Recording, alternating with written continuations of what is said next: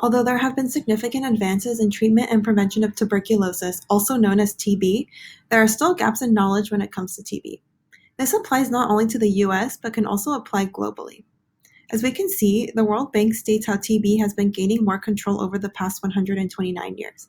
However, this only applies to high-income countries, supporting that middle and low-income locations do not fall into the category of being controlled for TB as well as the high-income countries. However, Castro and Labou suggest gaps that should be addressed, and with the first one actually being knowledge itself, stating that there are gaps in methods of detection that are simple, quick, and inexpensive. This also includes knowledge on TB's molecular mechanisms, such as its resistance to chemotherapy. This also includes the host defense correlates of susceptibility to and protection against the organism.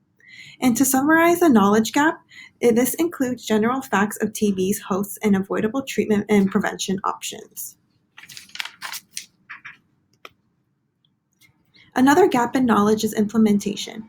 Mach et al. Addresses the gap in implementation strategies for TB, and we can see that there has been a lack of implementing a strategy in those living in lower and middle income locations, since they will generally face more serious troubles in gaining access to health services. We can also see that there is a lack in implementation with incorporating biological methods, such as genotyping TB. If this strategy is implemented, this can help the improvement and advancement of drugs for TB. There is also a gap in addressing sedentary behaviors that are often underlooked.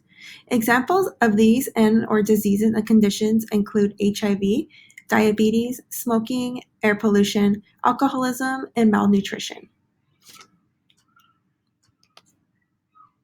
Here are some examples to address the gaps in implementation. As you can see, the map here shows a high prevalence rate of 10% of those with TB who have also been contracted with HIV in 2016, according to the World Health Organization, also known as WHO.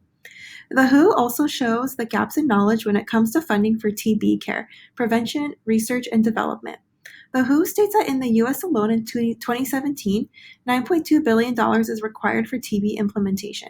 However, only $6.9 was available, leaving $2.3 billion behind. And then $2 billion is needed a year for TB research, but only about $0.8 was available, which leaves the funding gap of $1.2 billion in the United States alone.